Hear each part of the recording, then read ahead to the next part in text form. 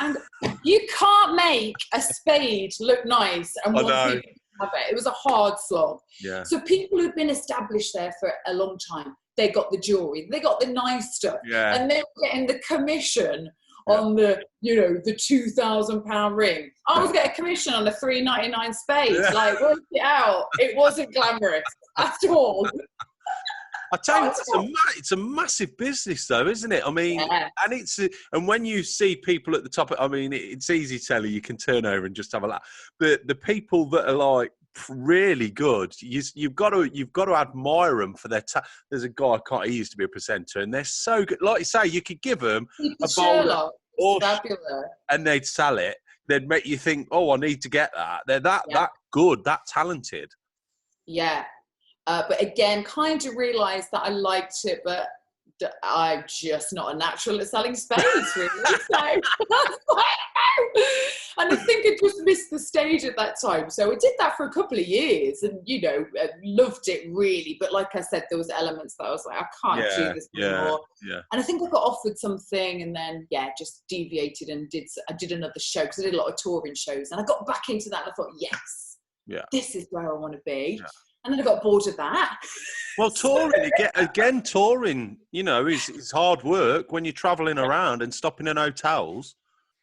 Yeah. Oh, yeah. The glamour of stopping at hotels overnight. Love it. I give anything for that now, just for a good night's sleep. I've got the dog on me. I've got my little boy coming in. What's a good night's sleep? So hotels now, like, why did I think that was really appealing? Yeah.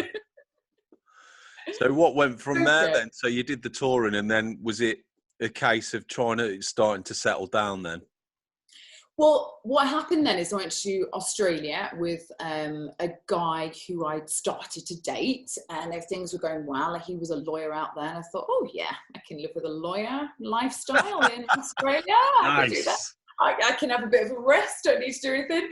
But I applied for a job out there and I got a location presenter for like a very, very tiny little small television show out there. And that was a blast, to be honest. What it was comparing European wines, drinking them basically, to Australian wines. Wow. So it's like, how hard can this be? I was like, oh, the Sauvignon Blanc.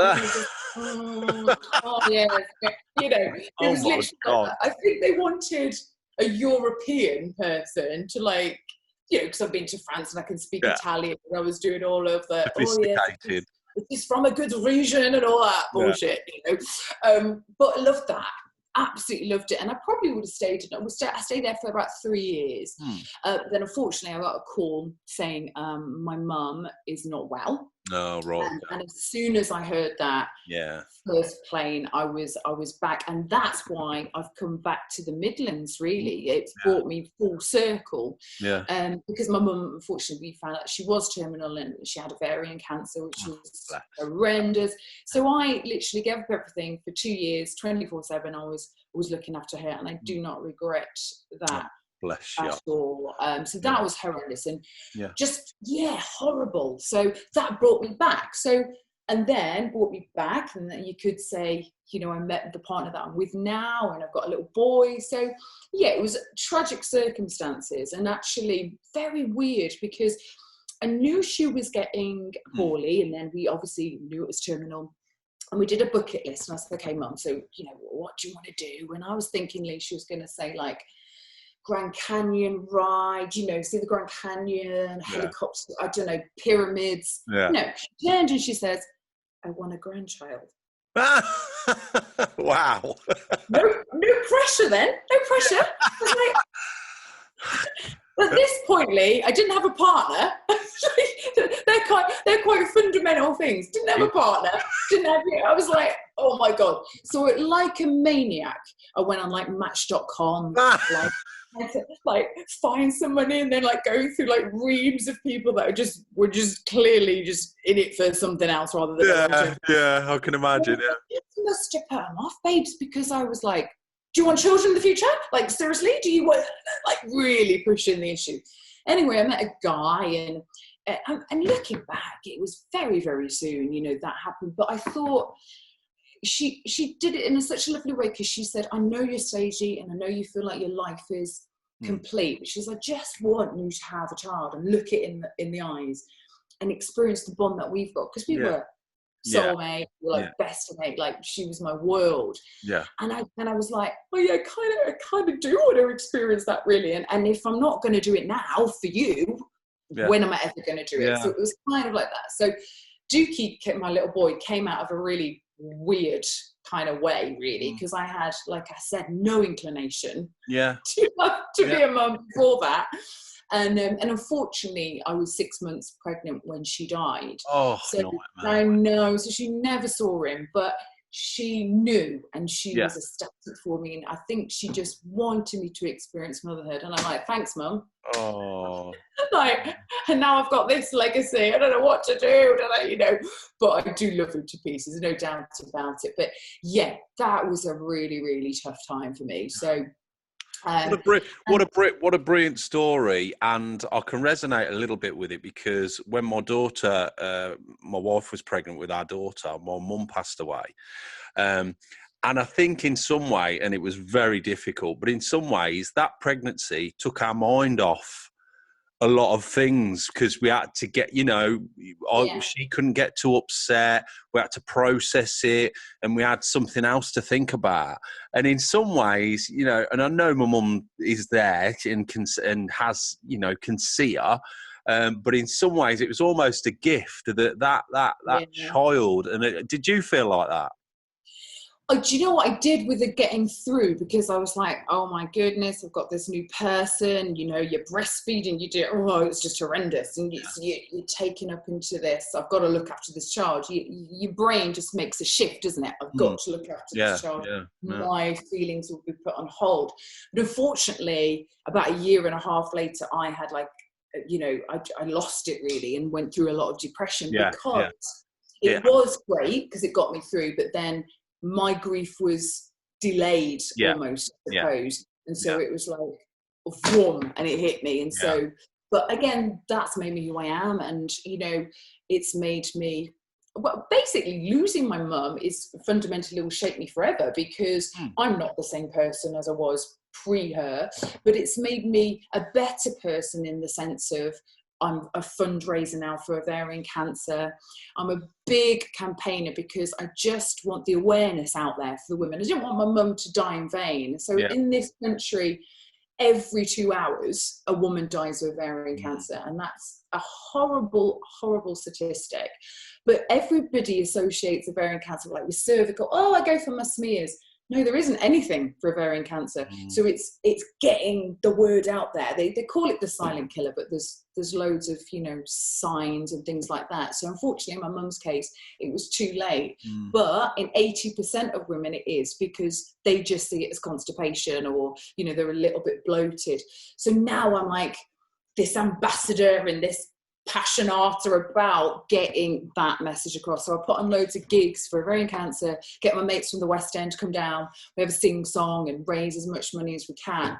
And that's kind of like half of my driving force now with my performances, because I just want to push it and keep raising money and everything. And it's given me a fire for another cause rather than myself, if that makes sense. Yeah, definitely. Because I think when you're younger, you are, let's be honest, you're selfish. I was selfish when I was younger, and I had to go through certain things that happened to me and processes, and getting older with experience to say, well, actually, there's a lot more things you need to be doing and giving out, and the best gift you can give is someone else. So yeah, I totally understand that. I'll try and do a bit for charity here and there, exactly the same thing, because I'm passionate about certain things. And I think it's good to have that. It makes you not a better person, but I think you feel content in yourself, because when you're young, you want everything, don't you? And you're passionate, and you want to get this done and that, and I do all these creative things, but it's because I enjoy it. I'm not out to be famous or make money. It'd be nice to make money. But I think right. But the it's a lot more enjoyable now. Whereas when you're younger, I think you're a lot more motivated to a certain place.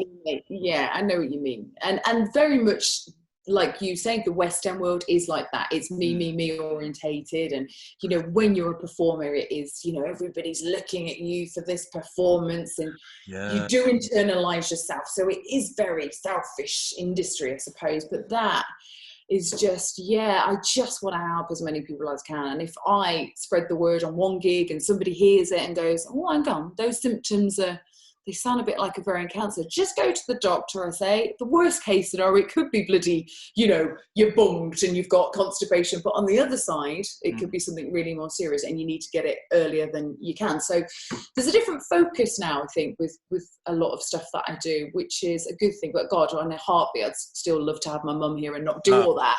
That's the sad side, isn't it? But it's just made me aware. I mean, that statistic is horrible. Every 2 hours. Cancer is, And I get a bit angry as well, Lee, because, not angry, I suppose is the wrong word, because breast cancer awareness is so out there. And yet the statistics are not anywhere near as high as what those are with ovarian cancer. So I'm like, it should be the same. We need the same kind of awareness for that disease, and for every disease like prostate cancer or whatever. But it seems that they're just, because, I don't know, a celebrity has got on board with that, they seem to, breast cancer is one of those in everybody's head, but ovarian isn't. And for me, there's 3 fundamental parts of a woman. It's the cervix, it's the ovaries, and the breast. And no, we do the scans for cervical, we do the scans for breast. Why don't we have the scans for ovarian? So that's the next thing I'm pushing. You know, that women need to have that, just to check everything is okay internally. So that's the next thing I'm doing. I know it's hard slog, but if I can do it while I'm singing, it doesn't feel as bad. Well, this is it. This is it. You try and do a little bit of what, you know, if you can enjoy something and try and raise a little bit of money in the you know, it's a wonderful thing. Definitely. So what's for the future then, Shelley? What do you see happening in the future? I mean, you said about fundraisers and things like that. You got anything planned, or marry a millionaire? Marry a millionaire? Marry a millionaire? Not free to have things plod along.